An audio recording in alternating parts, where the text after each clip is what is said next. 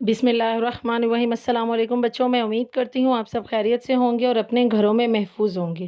بیٹا جیسا کہ آپ سب جانتے ہیں کہ کرونا پرابلم کی وجہ سے یونیورسل ہائی اسکول نے آن لائن لیکچرز کا انتظام کیا ہے۔ اس حوالے سے میں مس اقرا کلاس 8 سے آپ کو اسلامیات پڑھاؤں گی۔ یہ ہمارا اسلامیات کا 9th لیکچر ہے۔ لیکچر نمبر 8 میں ہم نے سورہ انفال کا رکن نمبر 3 مکمل کیا تھا، اور لرننگ کے لیے میں نے آپ کو ہوم ورک میں وہ سورہ انفال کے الفاظ، معنی اور ترجمے کی 4 آیات دی تھیں۔ میں امید کرتی ہوں آپ نے اپنے نیٹلی اس کو لرننگ اچھے سے کی ہوگی، اچھے سے اس کو الفاظ معنی کو یاد کیا ہوگا۔ اب آتے ہیں اپنے لیکچر نمبر 9 کی طرف۔ آپ سب دیکھیے، آج ہم نے سورہ انفال کی مشق کرنی ہے۔ کتاب کا صفحہ نمبر 12، الکالمات والتراکیب۔ مشق ہے اس کے مشکل الفاظ کے معنی۔ شر الدواب، بدترین قسم کے جانور۔ استجیبو، حکم مانو، پکار کا جواب دو۔ یہولو، حائل ہو جاتا ہے۔ مستضعفون، مغلوب، کمزور، بے زور۔ یتخطفا، وہ اچک لے جائے۔ لا تخونو، تم خیانت نہ کرو، لا نہیں، تخونو خیانت۔ التمارین، مشقی سوالات۔ السوال الاول، یعنی پہلا سوال، شر الدواب سے کیا مراد ہے؟ جواب میں نے اس کے آگے اٹیچ کیا ہے۔ السوال الثانی، سوال نمبر 2، ان آیات میں خیانت سے کیا مراد ہے؟ السوال الثالث، سوال نمبر 3، مدرجہ ذیل عبارت کا مفہوم بیان کیجیے۔ یہاں پر آپ کی 5 آیات ٹوٹل دی گئی ہیں۔ انہی عبارت کا اپنے مفہوم بیان کرنا ہے، ترجمہ لکھنا ہے اور مفہوم بتانا ہے۔ نمبر 1 ہے وَلَا تَكُونُوا كَالَّذِينَ قَالُوا سَمِعْنَا وَهُمْ لَا يَسْمَعُونَ۔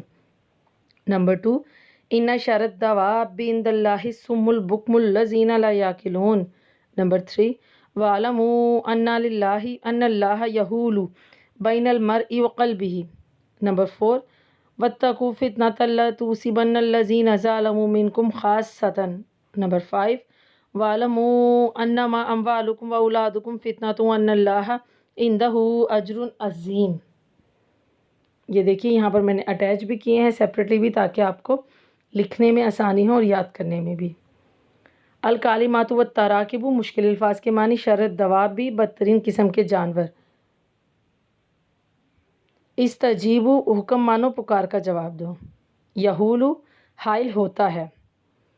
مستضعفون، مغلوب، بے زور۔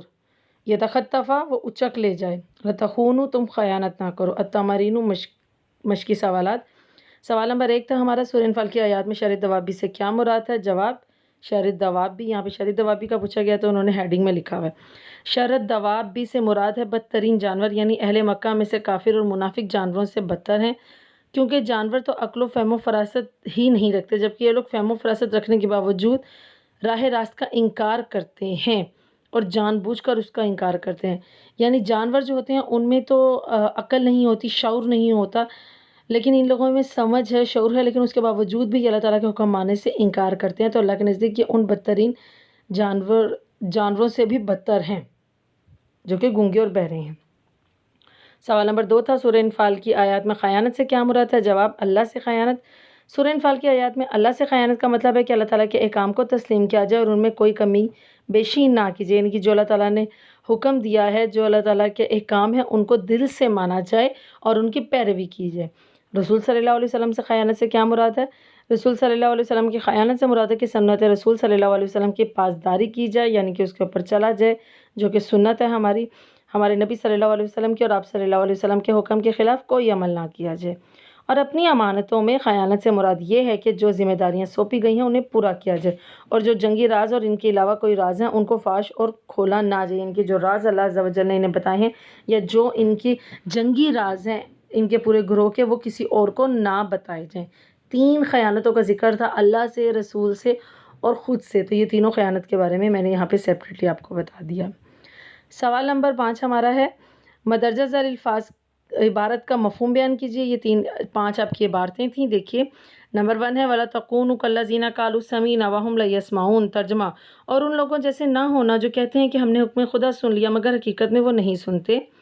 مفہوم، اس سے مراد وہ سنتا ہے کہ جس میں جاننے اور قبول کرنے کے معنی پائے جاتے ہیں، یعنی زبان سے کہہ دینا کہ ہم نے سن لیا، حالانکہ سننے کی کیا حیثیت ہے جب دل سے سیدھی اور صاف بات کو بھی قبول نہ کریں۔ منافقین مدینہ کا یہی دستور و شیوا تھا کہ حضور کے سامنے زبانی اقرار کرتے لیکن دل سے اس کا انکار کرتے رہے۔ سچے مومن کو منافقین کی طرح نہیں ہونا چاہیے، یعنی منہ سے کہہ دینا کہ ہم نے سن لیا ہے لیکن زبان سے اقرار کر دینا، منہ سے اقرار کر دینا لیکن دل سے نہ ماننا۔ ان شر الدواب عند اللہ الصم البکم الذین لا یعقلون۔ ترجمہ: کوئی شک نہیں کہ خدا کے نزدیک تمام جانداروں سے بدتر بہرے اور گونگے ہیں۔ یہاں پہ برے لکھا ہے، اب اس کو بہرے کر لیجیے گا۔ بہرے اور گونگے ہیں جو کچھ نہیں سمجھتے۔ مفہوم: اس میں ان انسانوں کو بدترین کہا گیا جو بظاہر سنتے اور بولتے ہیں لیکن حق بات نہ ان کے منہ سے نکلتی ہے اور نرمی اسے سننے کے لیے تیار ہوتے ہیں۔ اللہ کے نبی جو سچا دین لائے ہیں وہ دل و جان سے سمجھنے اور پھر اسے قبول کرنے کی سری سے کوشش نہیں کرتے۔ بلا شبہ ایسے لوگ جانوروں سے بدتر شمار کیے جاتے ہیں۔ وہی بات یہاں پر آ گئی کہ اللہ کے نزدیک ایسے لوگ بدترین جاندار ہیں جو گونگے اور بہرے ہیں، یعنی کہ جان بوجھ کر کچھ نہیں سمجھتے۔ نیکسٹ دیکھیے، وَاعْلَمُوا أَنَّ اللَّهَ يَحُولُ بَيْنَ الْمَرْءِ وَقَلْبِهِ۔ ترجمہ: اور جان رکھو کہ خدا آدمی اور اس کے دل کے درمیان حائل ہو جاتا ہے۔ اس آیت میں حکم ملتا ہے کہ اللہ اور اس کے رسول کے احکامات کی بجا آوری میں سستی اور دیر بھی نہیں کرنی چاہیے۔ بعض اوقات انسان نیکی اور بھلائی کا ارادہ کر لیتا ہے لیکن آدمی کے ارادے کے درمیان رب کی رضا حائل ہو جاتی ہے اور وہ اپنے ارادے میں کامیاب نہیں ہو سکتا۔ اس لیے حضور ارشاد فرماتے ہیں، اے دلوں کو پھرنے والے، یعنی اللہ پاک میرے دل کو اپنے دین پر ثابت قدم رکھ، کیونکہ اللہ عز و جل کے حکم کے بغیر انسان سانس لینے کا تصور بھی نہیں کر سکتا، کچھ سوچ بھی نہیں سکتا اللہ عز و جل کے حکم کے بغیر۔ نیکسٹ دیکھیے، وَاتَّقُوا فِتْنَةً لَا تُصِيبَنَّ الَّذِينَ ظَلَمُوا مِنْكُمْ خَاصَّةً۔ ترجمہ: اور اس فتنے سے ڈرو جو خصوصیت کے ساتھ انہی لوگوں پر واقع نہ ہوگا جو تمہیں گناہ گار ہیں۔ مفہوم: جب اللہ کا عذاب ظالموں پر آن پڑتا ہے تو اس کا شکار وہ لوگ بھی ہو جاتے ہیں جو باوجود طاقت کے اس ظلم کو روکنے کی کوشش نہیں کرتے۔ جس طرح ظلم کرنا ایک جرم سمجھا جاتا ہے، اسی طرح ظلم پر رہنا بھی جرم ہے۔ اس لیے جب کبھی عذاب آتا ہے تو حسب مرتب سارے کے سارے اس میں شامل ہو جاتے ہیں۔ وَاعْلَمُوا أَنَّمَا أَمْوَالُكُمْ وَأَوْلَادُكُمْ فِتْنَةٌ وَأَنَّ اللَّهَ عِندَهُ أَجْرٌ عَظِيمٌ۔ ترجمہ: اور جان رکھو کہ تمہارا مال اور اولاد بڑی آزمائش ہے اور یہ کہ خدا کے پاس نیکیوں کا بڑا ثواب ہے۔ مفہوم: مال اور اولاد کی صحت اکثر اوقات انسان کے ایمان میں دخل انداز ہوتی ہے اور اس کے سبب انسان گھاٹے کا شکار ہو کر منافقت، غداری اور بددیانتی میں مبتلا ہو جاتا ہے۔ اس لیے مال اور اولاد دنیا کی اس امتحان کا اور آخرت میں بھی آزمائش قرار دیا گیا ہے۔ یہ بات مد نظر رہے کہ امانت داری کی جو قیمت رب کے ہیں وہ یہاں دنیا کے مال اولاد سے کہیں بڑھ کر ہے۔ یہ بیٹا جی ہماری آیات بھی مکمل ہو گئی ہیں۔ ہوم ورک میں آپ نے اس کے الفاظ مانی اور اس سوال یہ الفاظ مانی آپ ہوم ورک میں لکھیں گے۔ اس کے ساتھ یہ سوال نمبر 1 سورہ انفال کی آیات میں شر الدوابی سے کیا مراد ہے، اور سوال نمبر 2 سورہ انفال کی آیات میں خیانت سے کیا مراد ہے۔ بس یہ 2 سوال آپ نے ہوم ورک میں لکھنے اور الفاظ مانی لکھنے، اور باقی یہ آیات، الفاظ مانی اور سوال آپ اچھے سے یاد کریں گے۔